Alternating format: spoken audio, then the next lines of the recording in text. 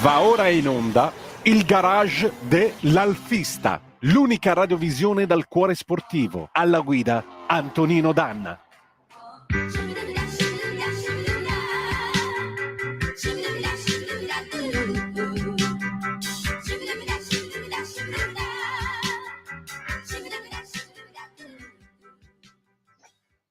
A te la linea. Grazie caro Lorenz, amiche e amici miei, ma non dell'avventura, buongiorno, siete sulle magiche onde di Radio Libertà, questo è il garage dell'Alfista, io sono Antonino Danna e questa è l'ultima puntata di quest'anno, ovviamente riprenderemo nel 2025, il primo sabato del 2025, saremo di ritorno, l'ultima puntata per quest'anno, tiriamo un po' le somme della nostra esperienza. Intanto voglio ringraziare il nostro Lorenz D'Umbria che mi permette di essere qui con voi anche questo sabato mattina 28 di dicembre dell'anno del Signore 2024. Poi come sempre i nostri caveat: date il sangue, in ospedale serve sempre, salverete vite umane, chi salva una vita umana salva il mondo intero. Secondo appello, andate su radiolibertà.net che è diventato un quotidiano online, troverete la rassegna stampa Auto da Fe, I Liberamente del direttore responsabile Giovanni Sallusti, le videopillole e molto altro ancora. 340 670 9659 se avete voglia di dire la vostra attraverso la zappa o WhatsApp che dir vogliasi, oppure 0292947222 se volete dire la vostra attraverso il telefono. Facciamo il bilancio di quest'anno Alfa Romeo che si chiude. Intanto voglio ringraziare Alex Cereda che naturalmente ho mandato a riposarsi, ho mandato in spogliatoio in questi giorni di fine anno, così si ricarica e si ritempra, anche perché le idee sono tante per questa trasmissione. Ma intanto voglio ringraziare lui che c'è sempre, è sempre una risorsa, è sempre una figura importante.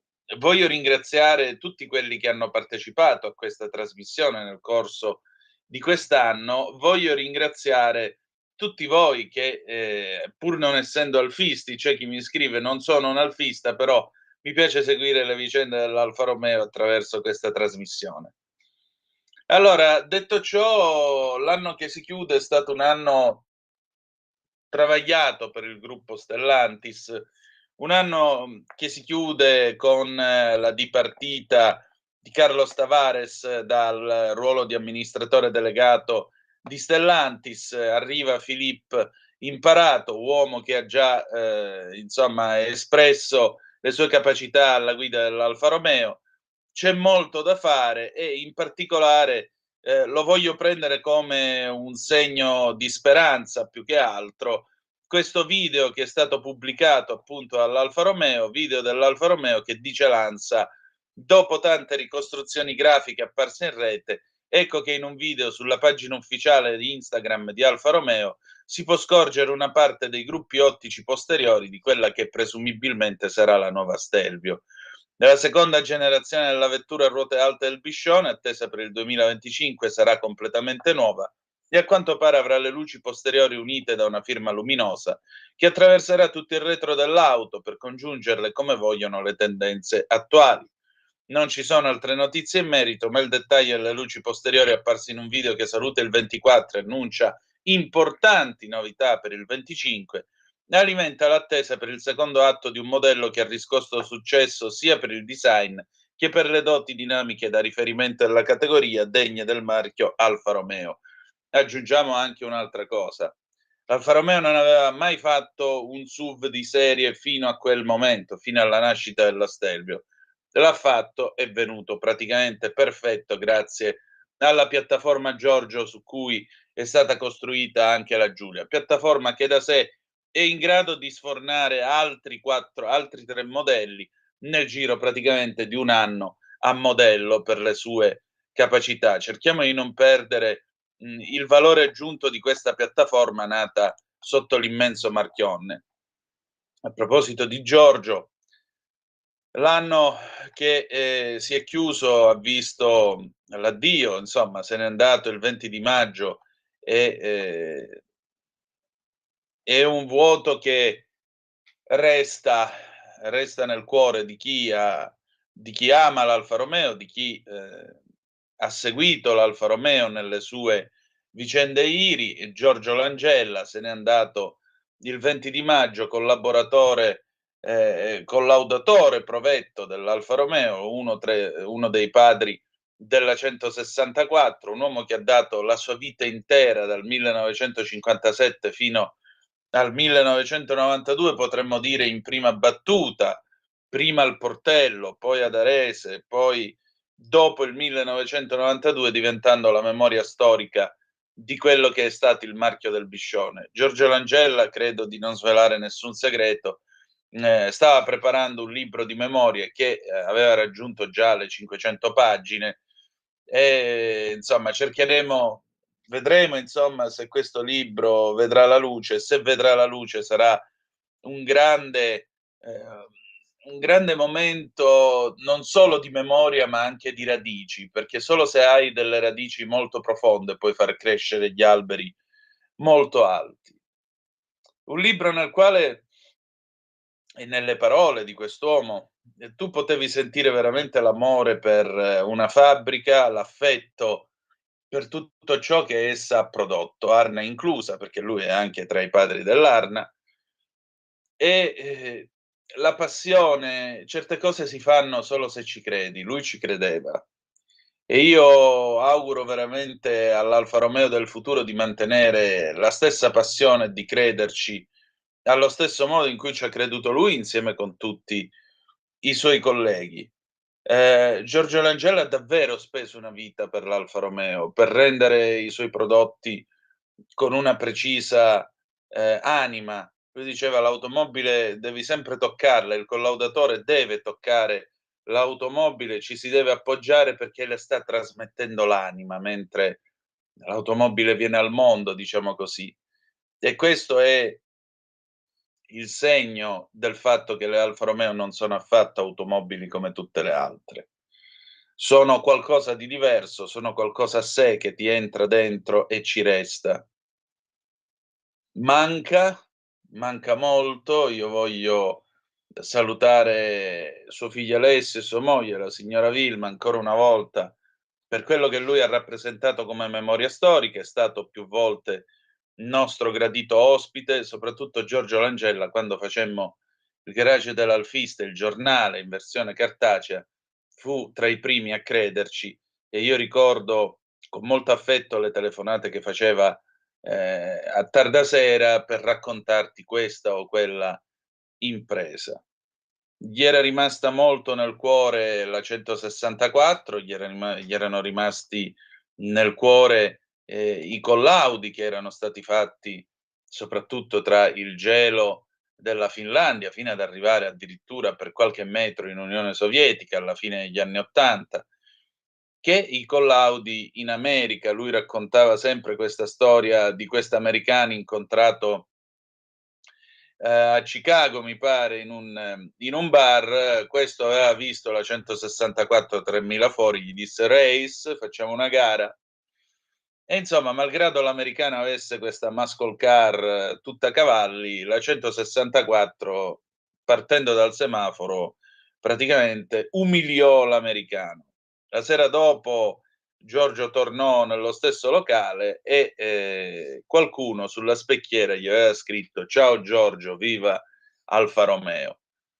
Ecco, questa è essere l'Alfa Romeo, è essere un pezzo di storia d'Italia, è essere l'Italia. L'Italia con i suoi pregi, con i suoi difetti, ma sempre con tanta anima, sempre con questa voglia di buttare il cuore oltre l'ostacolo. L'alfismo è questa cosa qua. E Giorgio il cuore oltre l'ostacolo l'ha buttato sempre. E questa è la lezione che ci rimane. Era un uomo di una grande bontà, la sua casa aperta, vienimi a trovare, il caffè lo paghi tu, ma vienimi a trovare. Questa era sempre la sua battuta conclusiva. Un uomo che credeva nell'amicizia, nel valore dell'amicizia. Mi diceva sempre: "Noi saremo sempre amici". Sì che lo saremo, a voglia se lo siamo ancora. Ecco, essere l'Alfa Romeo significa questa cosa qua. Significa questa umanità, prima di tutto. L'altro nome che quest'anno ci ha lasciato è un mio corregionale ed è stato un altro grande nome nella progettazione dell'Alfa Romeo, Filippo Surace, che se n'è andato a 96 anni nell'agosto di quest'anno. E Surace, come scrivono gli amici di clubalfa.it, ricordando le parole di Elvira Ruocco, anche lei memoria storica dell'Alfa Romeo, Surace è entrato in Alfa nel 1956 come tecnico sperimentatore, specializzandosi nello sviluppo di nuovi motori a benzina, ma a partire dal 1958 ha collaborato strettamente con l'ingegner Giampaolo Garcea, contribuendo a innovazioni come i freni a tamburo, considerati tra i migliori all'epoca. Surace ha introdotto l'uso del computer nell'Alfa Romeo. Dopo la morte di Satta Puliga nel 1974 è entrato nel comitato tecnico del gruppo Alfa Romeo presieduto dall'ingegner Rudolf Hruška. Lui è stato quindi il padre, tra i padri dell'Alfa 33, della 75, della 90, lo sviluppo dei motori diesel. E poi, dopo aver ricoperto, scrive ancora clubalfa.it, ruoli di rilievo ai vertici della direzione tecnica, Surace ha lasciato l'Alfa Romeo nel settembre dell'85 a causa di divergenze riguardo alla strategia aziendale. Successivamente è andata alla divisione tecnica della Piaggio, dove è rimasto fino alla pensione nel 1988. Ecco, molti non sanno una cosa, ma se recuperate i vecchi numeri di motociclismo, c'è anche una sua intervista, se mal non ricordo. C'è un po' di Alfa Romeo in uno degli scooter più dimenticati della Piaggio, la Cosa. La Cosa, che in teoria doveva essere l'evoluzione anni 80 del Vespone PX, aveva tra i suoi optional una sorta di ABS all'anteriore che impediva il bloccaggio dei freni a tamburo, perché la Cosa ha i freni a tamburo. Questo optional, che era anche insomma discretamente costoso e che naturalmente ci saranno pochissime cosa equipaggiate con questa sorta di ABS per frenare, era stato sviluppato proprio dall'ingegner Surace quando era in Piaggio, per garantire una maggiore sicurezza di frenata della Cosa, della Piaggio Cosa. Poi all'estero la vendevano pure come Vespa Cosa o Vespa, però in Italia si chiamava Cosa. Non ha avuto molto successo questo scooter, però chi ce l'ha e ha questo optional sappia che è un pezzo in fondo di tecnologia Alfa Romeo trasferito su quello che voleva essere l'erede dello scooter più famoso al mondo. Anche qui altri pezzi di storia che naturaliter se ne vanno, però è altrettanto vero che resta la memoria, restano per fortuna tanti ricordi, restano tante testimonianze che questi uomini eccezionali ci hanno lasciato.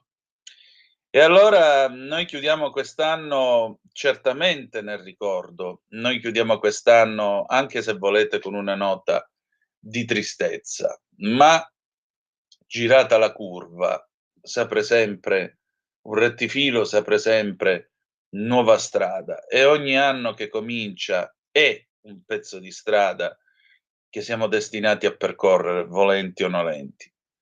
L'augurio è che sia percorso con il nostro consueto stile, ben sapendo che le curve nei rettifili, come nella vita, in fondo sono la parte più divertente tra un noioso rettifilo e l'altro, e che le curve in fondo sono le risorse di tutti i circuiti sui quali si corre, per cui a maggior ragione niente paura, coraggio nell'affrontarle e dopo si vedrà, tranquilli che si arriva sempre al traguardo in Alfa Romeo. Allora, grazie a tutti voi, ci ritroviamo con l'anno nuovo. Che dire di più che adesso noi cediamo la programmazione, la linea alla programmazione della rete. Vi sono sempre molto grato per l'affetto con cui seguite questa trasmissione. Appuntamento il 4 gennaio prossimo e ricordate che malgrado tutto, the best is yet to come, il meglio deve ancora venire.